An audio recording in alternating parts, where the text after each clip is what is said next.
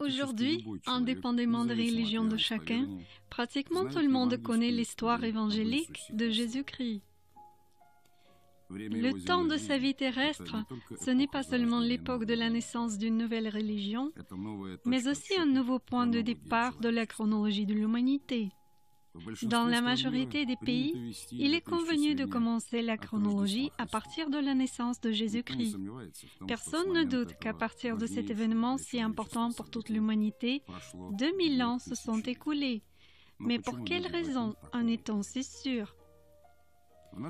Dans notre film, nous allons raconter que cette date qui est globalement admise est apparemment erronée. C'est à cette conclusion-là que sont arrivés les auteurs du projet La Nouvelle Chronologie, Anatoly Fomenko et Gleb Nosovsky.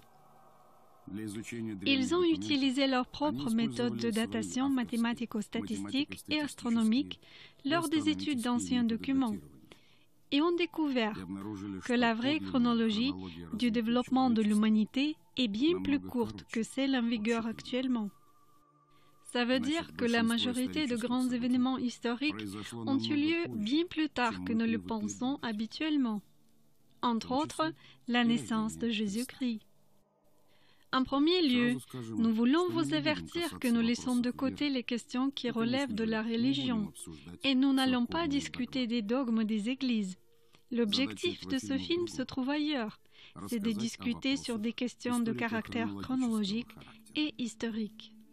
Nous sommes des scientifiques et dans tous nos livres, nous avons toujours souligné que nos études ne concernent pas des questions théologiques. Nous ne nous occupons pas des bases du christianisme ni d'aucune autre religion.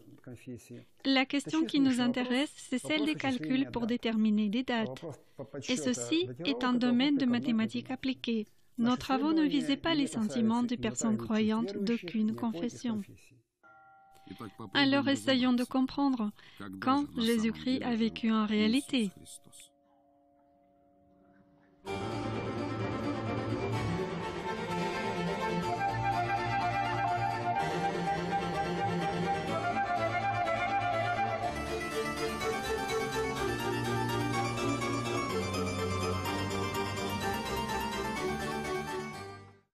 Un jour, des historiens chroniqueurs ont décidé de séparer l'histoire de l'humanité en deux ères, celle d'avant la naissance du Christ et celle d'après.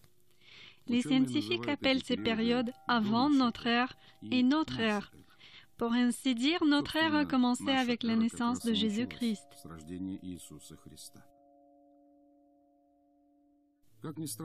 Bien que ça puisse paraître étonnant, l'idée d'une date précise de la naissance du Christ est apparue seulement au milieu du XVIe siècle, lors de la réforme grégorienne du calendrier, c'est-à-dire plus de 1500 ans après les événements évangéliques. Étonnant que ni à cette époque, ni maintenant, personne ne doute de l'exactitude de la date obtenue.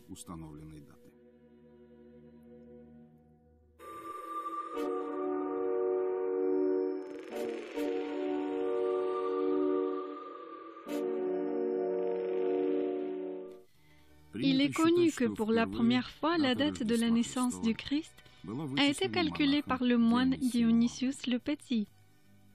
Ça se serait passé en 532 de notre ère, c'est-à-dire 500 ans après l'événement même.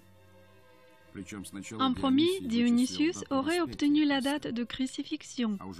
Ensuite, en se basant sur l'âge du Christ connu au moment de sa mort selon la tradition et sur ses propres calculs, il a estimé l'année de naissance du Sauveur.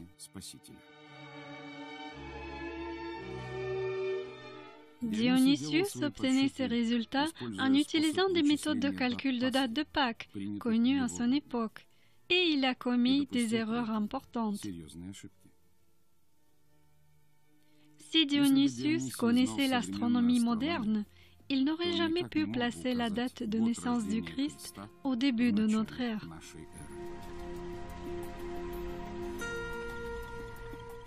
Malheureusement, la science de l'astronomie est devenue assez développée seulement au XVIIe et XVIIIe siècle. Mais vers cette époque, la date erronée avait déjà été canonisée d'abord par l'Église catholique à Rome ensuite par l'Église orthodoxe. Les historiens n'aiment pas commenter ce sujet et renvoient tout le monde vers des documents historiques. Mais pour une raison inconnue, ils ne mentionnent jamais une spécificité curieuse des documents anciens. Au XVe, XVIe, XVIIe siècle, les dates ne s'écrivaient pas de la même manière qu'aujourd'hui. Deux façons d'écrire le nom de Jésus ont été répandues à cette époque. Le I, première lettre du prénom Jésus, Iesous, et le X, première lettre du nom Christ. Quand on devait écrire, par exemple, l'an 300 à partir de la naissance du Christ, on marquait I 300, c'est-à-dire l'an 300 à partir de Jésus. Pour écrire le 3e siècle à partir de naissance du Christ, on marquait X 3, c'est-à-dire 3e siècle à partir du Christ. Voici un exemple. Un timbre de l'éditeur Louis Elsevier qui aurait été daté de 1595. Une autre date sur la gravure d'Albrecht Dürer parle aussi, 1524. Nous pouvons voir que non seulement le premier symbole est séparé du reste par 2 points, mais en plus c'est clairement la lettre I, avec un point au-dessus, pour désigner le I du nom Iesous. Ceci est une carte de la marine russe qui a été faite lors du règne de l'impératrice Élisabeth Ier, au milieu du XVIIIe siècle. Sur la carte, il est bien marqué Kronstadt, la carte marine, exacte, décrite et mesurée en l'ordre de sa grandeur l'impératrice par le capitaine de la marine Nagaïev en 740, réalisée en 750. Les dates 740 et 750 sont écrites même sans la lettre I. Mais l'an 550, c'est le 8e et non le 18e siècle. On trouve ce genre d'exemples fréquemment. Probablement, on a commencé à interpréter la lettre I comme 1000 et la lettre X comme 10 à partir de la fin du XVIe siècle, en relongeant ainsi l'histoire de 1000 ans ou 10 siècles. Mais les anciens documents contiennent d'autres informations encore plus importantes.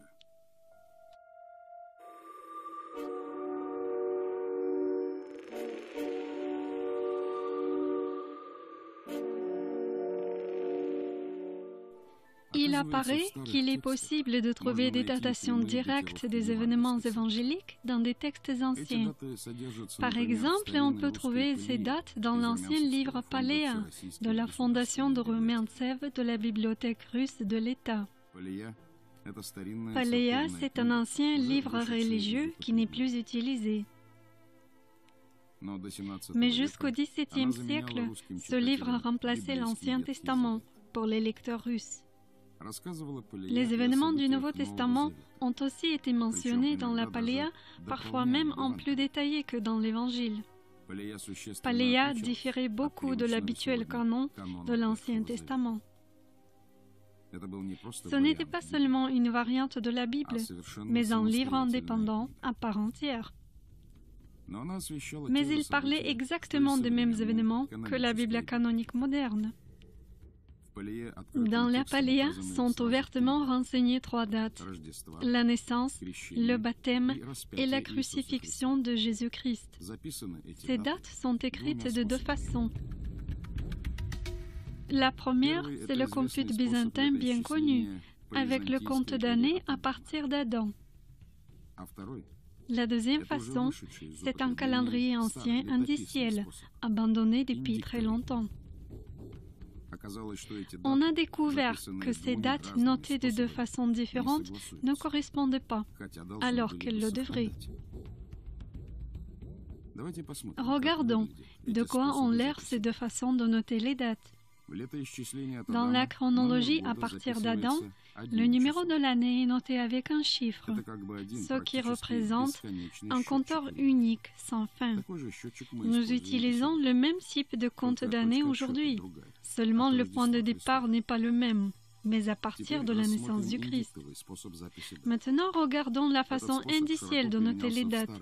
Cette façon a été beaucoup utilisée dans des chroniques très anciennes. Dans le calendrier indiciel, le numéro de l'année était noté avec 3 nombres et non pas un comme maintenant. Chaque nombre pouvait changer jusqu'à un certain seuil et avait sa propre désignation. L'indiction, le cycle solaire, le cycle lunaire. Chaque nombre augmentait d'un chaque année. Mais dès qu'il atteignait sa limite, il était remis à 1 et le compte repartait à nouveau. Ainsi, au lieu d'un compteur illimité, dans le calendrier indiciel, on utilisait 3 compteurs limités cycliques. Il désignait l'année avec 3 nombres dont chacun ne pouvait dépasser son seuil. C'était l'indiction qui pouvait varier entre 1 et 15, le cycle solaire changeait entre 1 et 28 et le cycle lunaire changeait entre 1 et 19. Ces nombres limiteurs qui participent dans le calendrier indiciel, 15, 28 et 19, ce sont des nombres premiers entre eux, c'est-à-dire ils n'ont pas de diviseur commun. C'est pourquoi toute combinaison ne peut se répéter que dans le nombre d'années égal à leur multiplication. 15 multiplié par 28 multiplié par 19 égale à 7980. Ainsi, la répétition d'une date indicielle ne peut arriver qu'avec l'intervalle exact de 7980 ans. En d'autres mots, sur un laps de temps de presque 8000 ans, cette méthode indicielle indique des dates de façon absolument univoque. Tournons-nous vers la Paléa. Au sujet de la naissance du Christ, il y est dit: en l'année 5500, il est né en chair notre éternel roi Seigneur Dieu, notre Jésus-Christ, en 25 de décembre. Ici est indiqué l'an 5500, c'est une date de compute byzantin à partir d'Adam. La même date est notée à côté avec les indications. Le cycle solaire fut 13, le cycle lunaire 10, de 15e indiction, en jour de la semaine, en 7e heure du jour. Mais la date indicielle correspondant à l'an 5500 devrait être différente. L'indiction 10, le cycle solaire 12, le cycle lunaire 9. Nous pouvons voir des tableaux semblables de non-concordance dans les dates de baptême et de crucifixion. Comment ça aurait pu arriver? Il ne devait pas être difficile pour les copieurs de rectifier cette façon d'écrire les dates et de les faire correspondre entre elles. Fomenko et Nosovsky ont supposé qu'un copieur-chroniqueur n'était pas en mesure de rectifier les anciennes dates notées avec des indications parce qu'il ne comprenait plus ce système archaïque de compter les années. C'est au XVIe et XVIIIe siècle que des copieurs et des rédacteurs ont commencé à rajouter dans les anciens livres des dates de l'ère byzantine à partir d'Adam. Avant cela, dans des originaux anciens qu'ils recopiaient et éditaient, généralement il n'y avait pas de date byzantine. À leur place, il y avait des dates archaïques indicielles. En essayant de conserver ces dates indicielles de départ, les copieurs pouvaient les fausser, ne comprenant pas très bien leur sens. Par exemple, ils pouvaient confondre cycle lunaire et l'âge de la Lune, ce qui n'était pas la même chose et pouvait induire à une erreur de plusieurs années. Mais les scientifiques ont découvert qu'il pouvait y avoir non seulement des erreurs aléatoires, mais aussi des erreurs systématiques, c'est-à-dire des erreurs qui reviennent tout le temps à cause d'une mauvaise compréhension d'une circonstance concrète. Et pour cela, il pouvait y avoir 2 raisons principales. La première raison, c'est la non-correspondance initiale du point de changement des 3 cycles au long de l'année. Par exemple, pour un nombre indiciel, le mois où est placé le début de l'année est très important. On dit que la tradition de commencer l'année le 1er septembre est d'origine byzantine. Dans l'Antiquité existait également le début de l'année en juin, à l'égyptienne, qui correspondait au début de ramassage de moissons. On ne peut pas non plus exclure le début des inductions au mois de mars ou en janvier. La deuxième raison, c'est un ancien mode de calcul du cycle solaire selon le compute ou la lettre dominicale sur les doigts des mains de Jean Damascène. Les tableaux d'indication des cycles solaires et lunaires étaient présentés comme deux mains. L'une d'elles, la main gauche, correspondait au cycle solaire et s'appelait la main de Damascène. Le cycle solaire était noté sur les phalanges des doigts de l'index vers l'auriculaire. Aujourd'hui, sur la main de Damascène, les cycles solaires augmentent de gauche à droite, de l'index vers l'auriculaire. Mais à une époque très ancienne, probablement, on écrivait de droite vers la gauche, comme le font toujours les Arabes. Il se trouve que c'est justement cela qui a été perdu de vue par les copieurs plus récents, qui rajoutaient des dates d'indiction correspondant aux dates byzantines. C'est cette erreur systématique qui a été découverte par Fomenko et Nosovsky. Compte tenu que dans la Paléa, on trouve 3 dates de la naissance, du baptême et de la crucifixion, les scientifiques ont eu l'espoir de pouvoir corriger ces erreurs et de restaurer les vraies dates anciennes. Pour résoudre ce problème complexe, Fomenko et Nosovsky ont élaboré un logiciel spécial, Horus. Après avoir effectué des calculs assez complexes qui n'étaient tout simplement pas à la portée des anciens rédacteurs du XVIIe et XVIIIe siècle, Fomenko et Nosovsky ont obtenu plusieurs dates possibles de la naissance du Christ. 3 d'entre elles se sont relevées comme les plus probables. Les voici: l'an 87 de notre ère, l'an 867 de notre ère et l'an 1152 de notre ère. Les autres dates obtenues étaient d'avant notre ère ou tombées au XXe siècle. Mais laquelle de ces dates est exacte? Pour pouvoir le déterminer, il fallait vérifier les datations du baptême et de crucifixion, puisque toutes ces dates ont un laps de temps bien précis. Si on croit à la tradition chrétienne, entre la naissance et le baptême, il y a eu un laps de temps de 30 ans, et entre la naissance et la crucifixion, 33 ans. Fomenko et Nosovsky ont étudié toutes les variantes possibles et ont déterminé qu'il ne peut y avoir que 2 solutions qui correspondent exactement à la description évangélique. Entre les deux, ils ont retenu la solution qui est confirmée aussi par d'autres études. La solution est la suivante. Pour la naissance, décembre de 1152. Pour le baptême, janvier 1182. Et pour la crucifixion, mars de 1185. C'est-à-dire l'époque où a vécu Jésus-Christ. C'est le XIIe siècle de notre ère.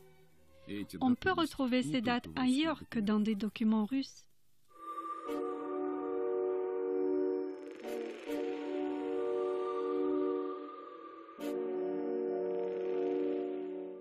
On peut trouver une datation de la naissance du Christ inattendue pour l'histoire traditionnelle, non seulement dans des anciens documents russes, mais aussi européens.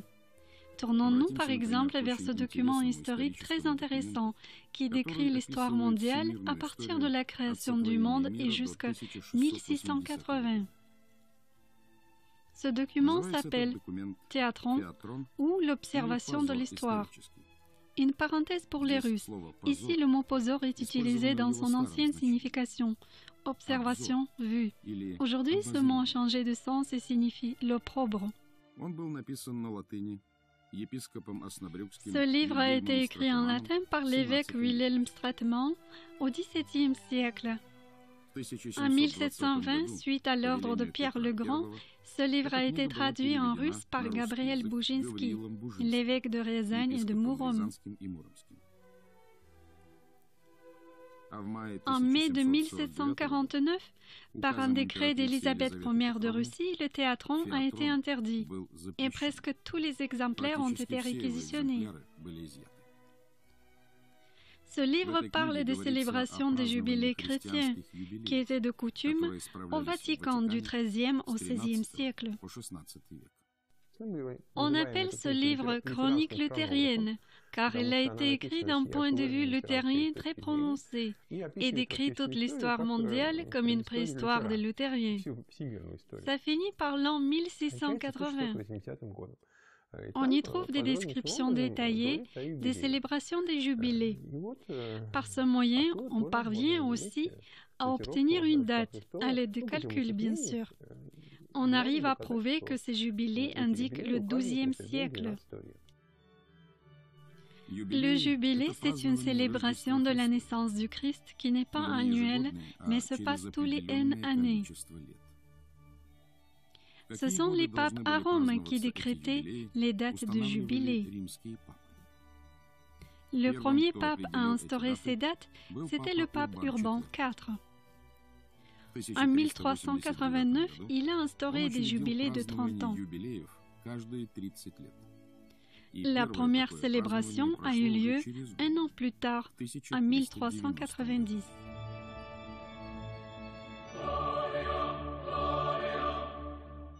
Par la suite, le pape Boniface IX a ordonné de célébrer les jubilés tous les 10 ans au lieu de 30.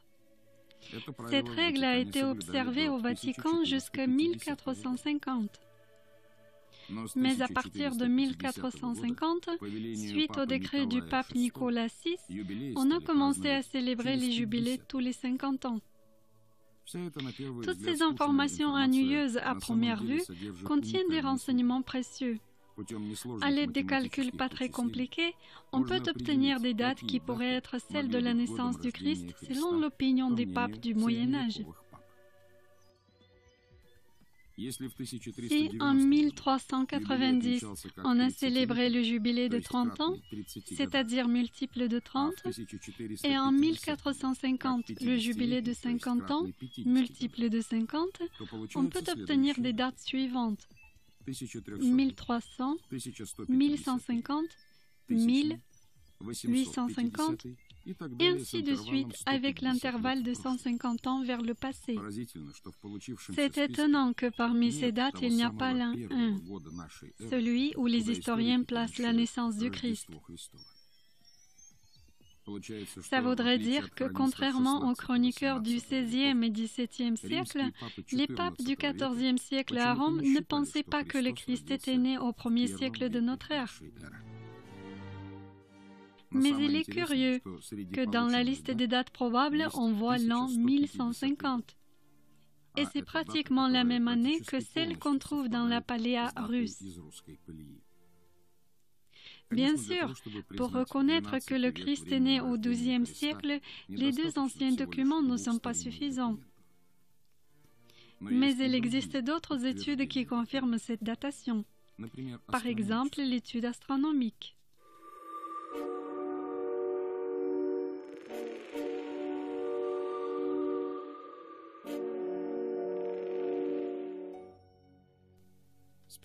On lit deux phénomènes astronomiques marquants à la période de la vie terrestre de Jésus-Christ. L'un d'eux, c'est l'éclipse de soleil totale, le jour de la mort du Christ. On va en parler plus loin. L'autre phénomène, c'est l'explosion d'une supernova l'année de la naissance du Sauveur. Dans l'Évangile, cet événement est décrit comme l'apparition de l'étoile de Bethléem. Jésus était né à Bethléem en Judée, au temps du roi Hérode le Grand. Or voici que les mages venus d'Orient arrivèrent à Jérusalem et demandèrent « Où est le roi des Juifs qui vient de naître?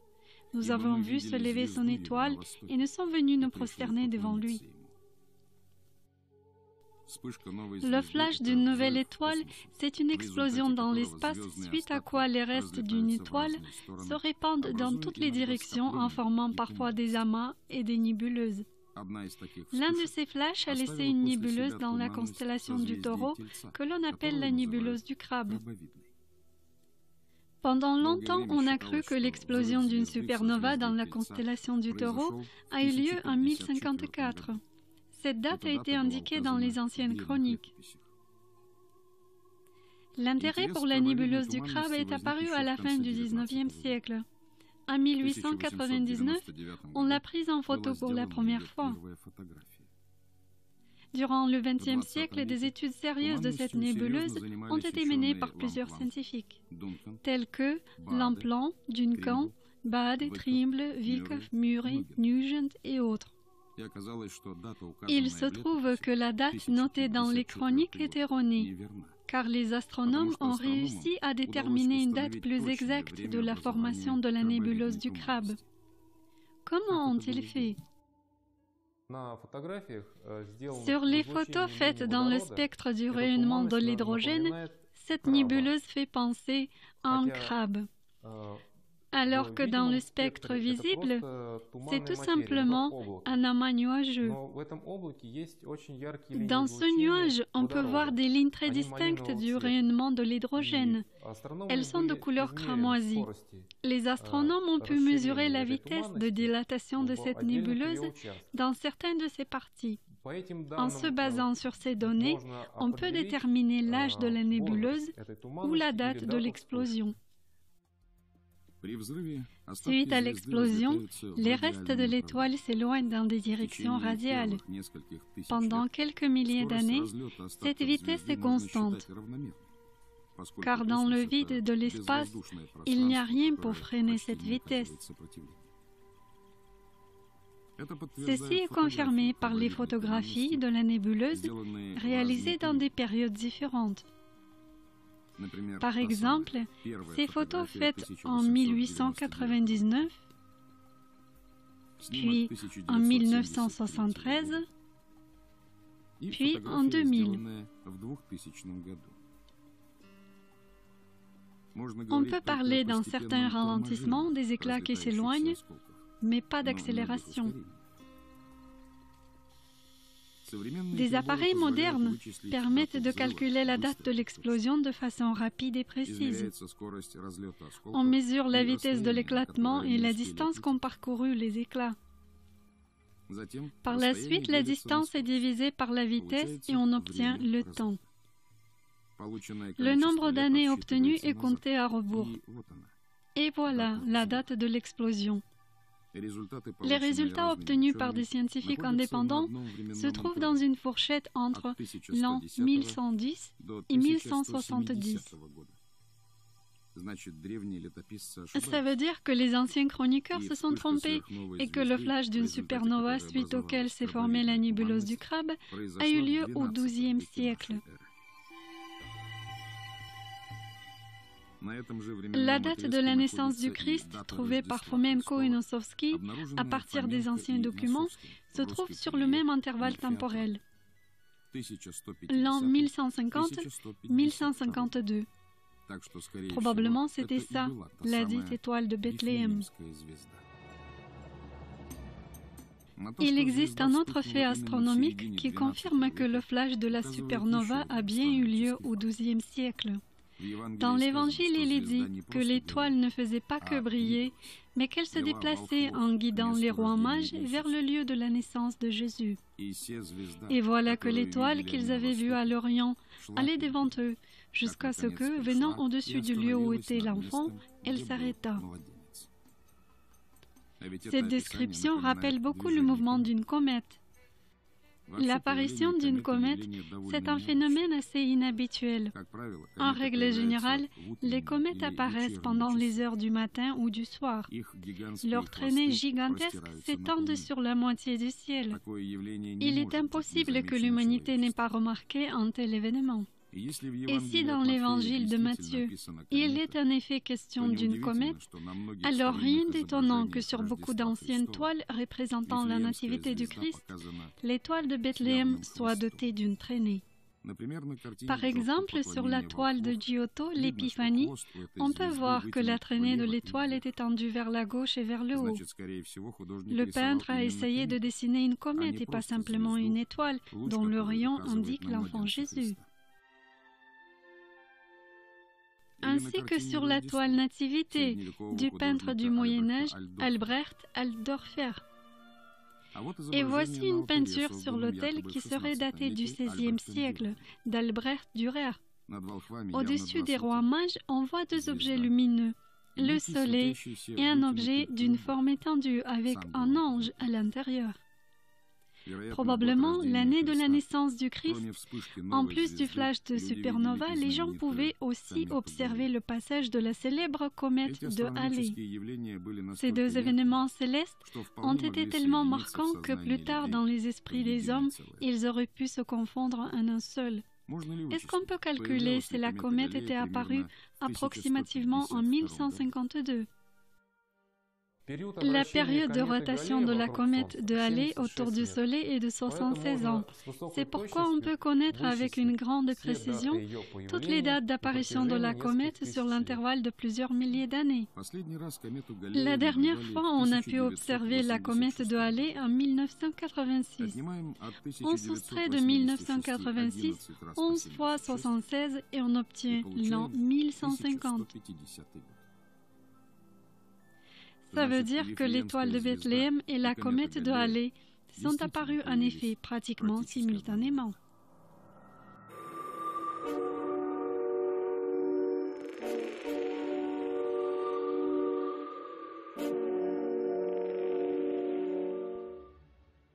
Depuis les temps anciens, d'autres confirmations astronomiques de date exacte de la naissance et de la crucifixion du Christ nous sont parvenues. Elles ont été laissées par des astronomes de l'Antiquité et du Moyen-Âge. Ils ont noté ces dates sous forme d'horoscopes.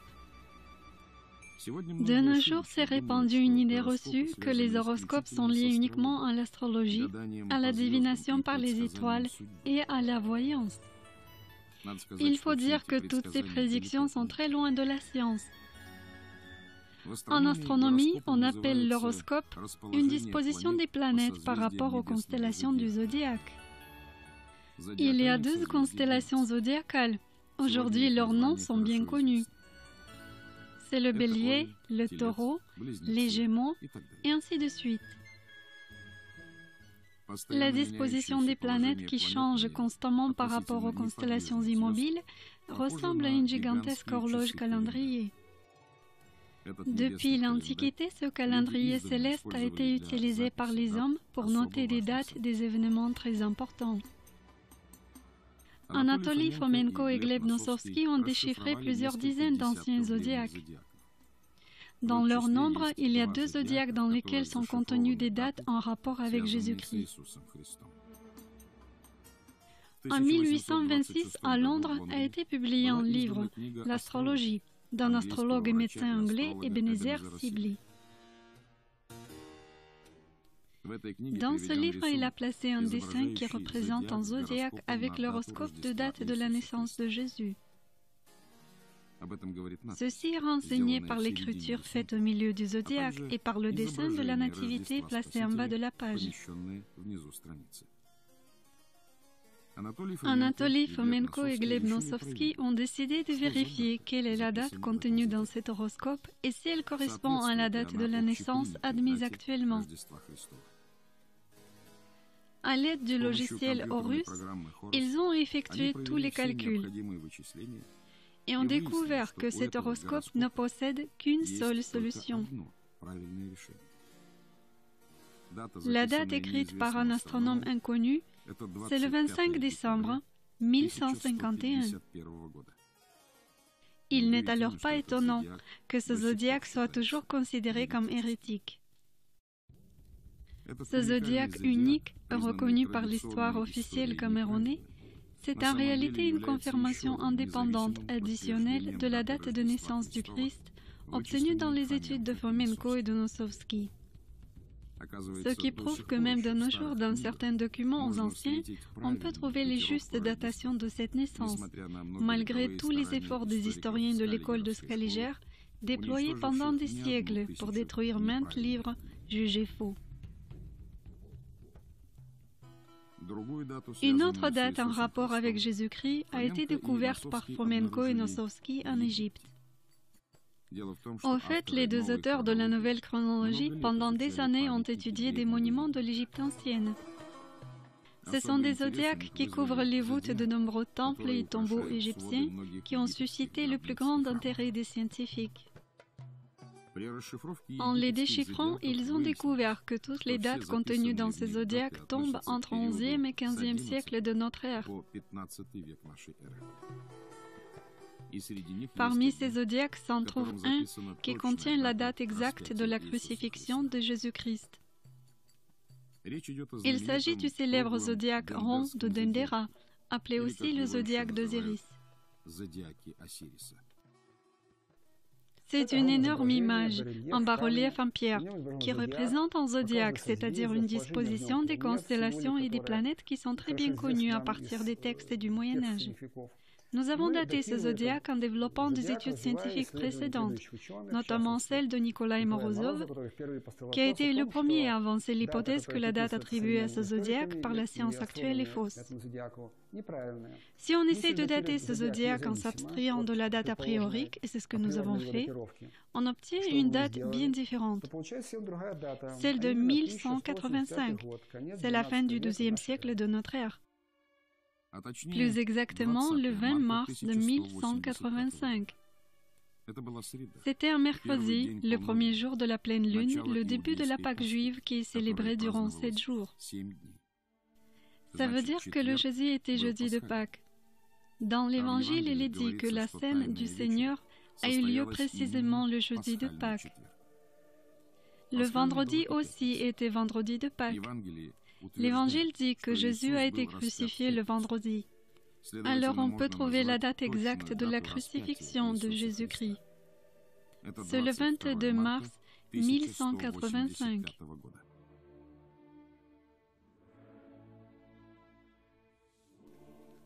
Mais dans les Évangiles, il y a une contradiction. Il est dit que le jour de la mort du Christ s'est produite une éclipse solaire. Les astronomes et les historiens savent très bien que si dans les chroniques est mentionné un tel événement astronomique marquant comme l'éclipse solaire, il est alors possible de dater l'événement décrit avec une grande précision. Mais le jour de la crucifixion du Christ, il ne pouvait pas y avoir d'éclipse solaire. Comme nous l'avions dit, c'était la semaine de la Pâque juive, qui commence toujours avec la pleine lune. L'éclipse solaire ne peut pas se produire le jour de la pleine lune.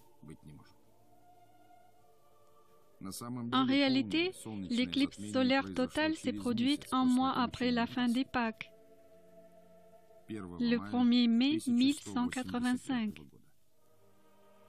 Probablement, l'exécution du Christ et l'éclipse totale se sont réunis dans les esprits des gens en un seul événement et ont été fixés dans la Bible en tant que deux événements arrivés en même temps. Mais pour quelle raison les auteurs de la nouvelle chronologie croient que la date contenue dans le zodiaque rond de Dendera est directement liée à Jésus-Christ? Ainsi que de nombreux chercheurs, nous avons beaucoup écrit qu'Osiris et le Christ, c'est la même personne. Nous ne sommes pas les premiers à le dire, car la concordance est si fortement marquée que l'on a déjà remarqué auparavant. Alors une date écrite dans le zodiaque d'Osiris est naturellement liée à Jésus-Christ. C'est pourquoi nous utilisons la datation du zodiaque d'Osiris en rapport avec le Christ. Alors, tout comme la Paléarus, le zodiaque rond de Dendera de l'ancienne Égypte indique 1185 comme la date de crucifixion du Christ. Les calculs astronomiques et les textes anciens ne sont pas les seuls à témoigner que Jésus a vécu au XIIe siècle de notre ère. Il existe une autre confirmation de cela.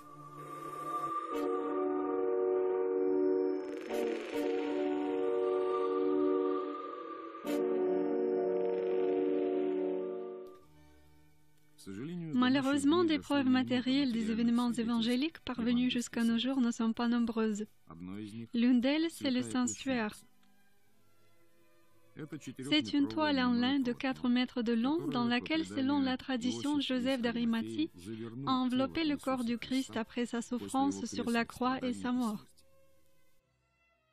Le Saint-Suaire est conservé dans une arche spéciale dans la cathédrale Saint-Jean-Baptiste à Turin depuis 1578. C'est pourquoi aujourd'hui il est connu sous le nom de Saint-Suaire de Turin.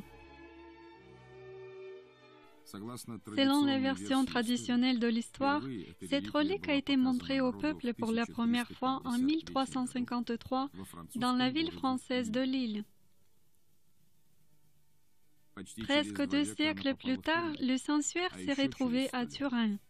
Et encore une centaine d'années plus tard, il a été mis dans une chapelle de la cathédrale de Turin. À cette même époque, on a fabriqué une arche spéciale pour conserver le Saint-Suaire.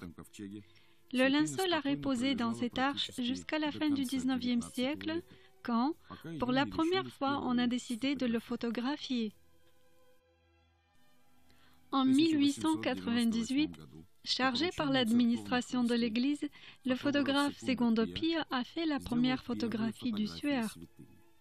Une chose extraordinaire est alors apparue. De façon inattendue, sur le négatif, on a pu apercevoir une image positive distincte du corps humain devant et derrière. Le Suaire a conservé de façon évidente une empreinte mystérieuse qui est peu visible si on regarde l'étoffe sous la lumière du jour. Mais le négatif a révélé une image assez nette. On pouvait distinguer même des petits détails. Les résultats des recherches effectuées démontrent que cette empreinte n'aurait pas pu être faite sur le drap artificiellement. On pouvait voir que la structure même du tissu a été changée et que c'était des vraies gouttes du sang. Ces gouttes se sont retrouvées sur le linceul avant que l'empreinte n'ait été faite. Il n'y a pas de doute à qui attribuer cette empreinte. Le Saint-Suaire de Turin a conservé l'empreinte du corps de Jésus-Christ. Malgré cela, les scientifiques ont décidé de préciser l'âge du linceul. En 1988, on a décidé de faire une datation de l'étoffe à l'aide de la méthode du carbone 14. On a coupé un petit morceau du Saint-Suaire de 10 sur 70 mm. Ce morceau a été découpé en 3 parties, qui ont été envoyées pour les étudier dans les meilleurs laboratoires du monde spécialisés en méthode de datation carbone 14. Dans l'Université de l'Arizona aux États-Unis, dans l'Université d'Oxford de la Grande-Bretagne et dans l'Institut fédéral polytechnique de Suisse. Les scientifiques ont examiné ces fragments de façon indépendante. Le résultat des examens a été sensationnel. La date établie par les chercheurs, lorsqu'elle a été publiée, a produit un grand choc dans le milieu scientifique et chez le grand public. Il est apparu que le Suaire ne datait pas du 1er siècle comme attendu a priori, mais du XIIe siècle, à 50 ou 100 ans maximum près. Cette datation concorde idéalement avec nos datations des zodiaques liées à la vie du Christ du XIIe siècle de notre ère. Les spécialistes tendent à dire que les résultats les plus exacts ont été établis par le laboratoire d'Oxford. Les scientifiques britanniques ont indiqué un intervalle le plus court, de 1090 à 1265. Mieux que ça, dans certains articles a été publié l'an exact dont a été daté le Suaire de Turin, 1150. Naturellement, ce résultat n'a pas convenu aux historiens. Personne ne souhaite reconnaître que cette étoffe a été fabriquée au XIIe siècle. De nombreux scientifiques soutiennent la thèse que le Suaire de Turin, c'est une falsification. Ils admettraient plus volontiers que l'étoffe a été fabriquée non pas au XIIe mais au XIVe siècle et que ce faux était destiné à tromper le peuple. Car selon la version officielle, c'est précisément au XIVe siècle qu'elle a été exposée pour la première fois. Mais l'existence du Saint-Suaire était connue bien avant son exposition à Lille. Où se trouvait-il alors avant le milieu du XIVe siècle? Il est convenu de croire que le linceul était conservé dans l'église de Sainte-Sophie à Constantinople jusqu'au XIVe siècle. Ça veut dire qu'elle a été importée en Europe de l'Est. Mais dans la tradition chrétienne orientale, on ne trouve aucune mention du sensuaire. En revanche, à l'Est, il existe un autre objet saint très vénéré, la Sainte Face. De nombreuses icônes et une grande fête durant la Semaine Sainte y ont été dédiées. Une autre appellation de la Sainte Face, le brousse. Dans l'ancien russe, le mot ubrouss signifiait couverture ou un morceau de tissu large et long, ce qui est la même chose que linceul.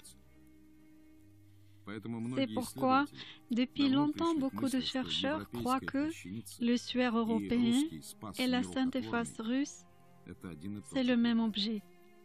Dans ce cas, pourquoi sur le suaire de Turin, on peut voir l'empreinte du corps en entier et sur le brousse russe, l'empreinte du visage seul?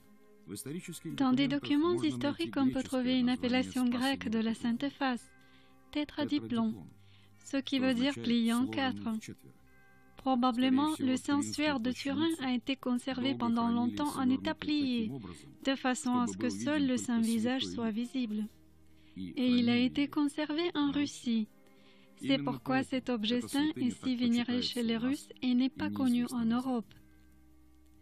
La Sainte Face a probablement été importée de la Russie lors de la période des grands troubles historiques, quand la Russie a été vaincue et pillée par des armées étrangères, c'est-à-dire pas avant le XVIIe siècle. Et l'exposition du sensuaire du XIVe siècle à Lille, alors? Personne ne peut savoir ce qu'on a montré au peuple à cette époque. On ne peut pas exclure que c'était justement en faux. Il faut noter que l'arche pour le sensuaire a été fabriquée seulement en 1678. Alors c'est au XVIIe siècle qu'à Turin a apparu le vrai sensuaire. Et jusqu'à cette époque, non seulement on ne l'exposait jamais, mais on ne le mentionnait pas non plus. Les passages sur l'exposition du sensuaire au XIVe siècle à Lille ont été probablement insérés dans des chroniques postérieurement. Bien sûr, la méthode du carbone 14 n'est pas parfaite. On connaît des cas où les datations établies à l'aide du carbone 14 se sont relevées erronées.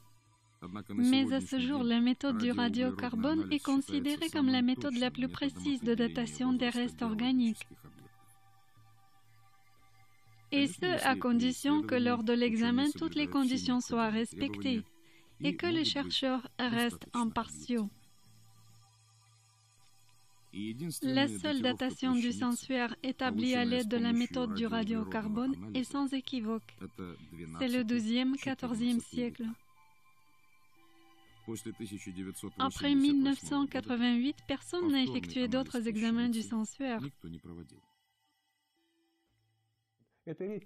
C'est un cas rare où nous avons affaire à bien plus qu'une simple publication non détaillée, quand on communique un résultat interprété et puis au revoir. Et on ne nous dit pas quels ont été les résultats de mesures obtenus ni comment on les a calibrés. Non. Dans ce cas précis, nous disposons des premières données de mesures effectuées.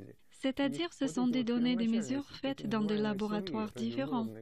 Ces chiffres de radiocarbone mesurés, pas encore interprétés ni calibrés, c'est ce qu'on appelle des résultats bruts. Ils ont été publiés, ils sont connus. Dans ce cas, la méthode du radiocarbone, qui a une certaine marge d'erreur, bien sûr, elle a néanmoins pu donner une vraie réponse scientifiquement fondée. Ainsi, les résultats de recherche d'Anatoly Fomenko et de Gleb Nosovsky disent qu'en réalité Jésus-Christ a vécu au XIIe siècle de notre ère. De ce fait, témoignent d'anciens documents, des calculs astronomiques et les résultats de l'analyse carbone 14 du sensuaire. Ça veut dire qu'au XVIe siècle, soit les historiens se sont trompés, soit ils ont délibérément repoussé la naissance du Christ de plusieurs siècles dans le passé. Résultant de cela, la chronologie de l'histoire de l'humanité a été rallongée de plus de 1000 ans. C'est suite à ce fait que dans l'histoire est apparu le dit mystère du sombre Moyen-Âge.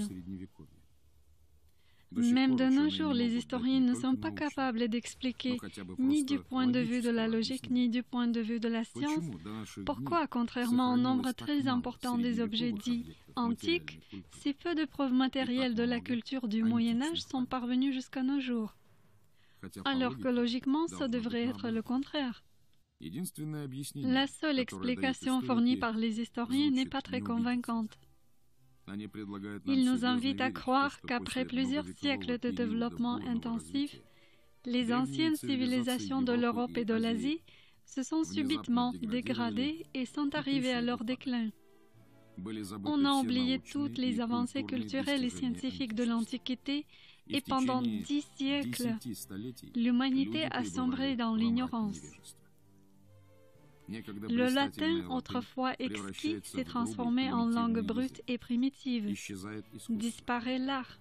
On arrête l'estampage de monnaie dans beaucoup de pays. Plus généralement, des lueurs de travail intellectuel deviennent d'une rareté extrême, surtout durant le début du Moyen Âge. Et soi-disant seulement au XVe-XVIe siècle, durant la Renaissance, l'humanité se souvient d'un coup de toutes les découvertes et avancées de ses ancêtres antiques et commence à les utiliser et à les développer. La nouvelle date exacte de la naissance de Jésus-Christ remet les choses à leur place. Il devient alors évident qu'il n'y a jamais eu de millénaire de l'ignorance et du retard. Jamais eu de rupture des époques historiques. Dans le développement culturel de l'humanité, il n'y a pas eu d'envol non fondé et de chute non explicable. Au contraire, le développement de l'humanité a été assez linéaire et continu. Nous comprenons très bien qu'aujourd'hui, la nouvelle chronologie est souvent perçue comme un changement trop brutal de nos idées concernant le passé et même concernant notre haute définition. Il ne faut pas avoir peur de cela. Nous avons eu beaucoup d'exemples de tels changements dans l'histoire de la science. Ils nous ont toujours amenés vers une nouvelle compréhension du monde qui était plus juste. Prenez l'exemple de la découverte de Tycho Brahe et de Nicolas Copernic. Ils ont avancé la théorie que c'était la Terre qui tournait autour du Soleil et pas le Soleil qui tournait autour de la Terre. Rappelez-vous quel choc et combien de bruit ont provoqué leurs travaux à cette époque. Malgré cela, les gens ont compris que ce regard était plus juste et correspond mieux à notre idée sur l'univers. Les découvertes scientifiques ne rendent pas la vie humaine pire. Notre expérience démontre que le progrès scientifique améliore notre quotidien. En tout cas, ne l'empire pas. On peut dire que c'est discutable, mais on ne peut pas dire qu'il est possible d'étouffer des vraies découvertes scientifiques. Les tentatives d'étouffer les découvertes de Fomenko et de Nosovsky sont justement nombreuses. Chaque année, la guerre contre la nouvelle chronologie devient de plus en plus acharnée. Ces dernières années, la perversion intentionnelle des idées principales de la nouvelle chronologie a pris encore plus d'ampleur. Des revues académiques extérieurement si fiables présentent les idées de Fomenko et Nosovsky de façon d'emblée caricaturale. En fait, la science historique est une discipline complexe. Dans l'histoire de telles sciences comme l'astronomie, la physique, la mathématique, il y a déjà eu des renversements et des révolutions dans les idées. Dans l'histoire, cette révolution est arrivée plus tard, car le volume du matériel à penser et à analyser est très important. Mais nous sommes convaincus que cela nous amènera vers une meilleure compréhension de notre histoire, et c'est très important pour qu'on puisse mieux comprendre l'époque contemporaine. En réalité, des idées erronées sur le passé, ce n'est pas sans conséquence. Beaucoup de décisions politiques et autres sont influencées par des idées fausses, parce que les gens, les membres des gouvernements, les politiques, croient sincèrement en cette version qu'on trouvait. En se basant sur ces idées erronées, ils prennent des décisions importantes qui ne peuvent pas être bonnes et peuvent avoir et ont déjà eu des conséquences lourdes.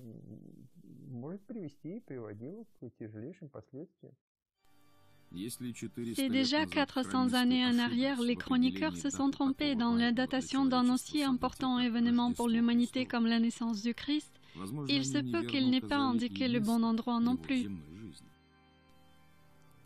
Où est né Jésus en réalité? Où ont eu lieu la crucifixion et la miraculeuse résurrection? Nous allons en parler dans notre film suivant, La Jérusalem oubliée.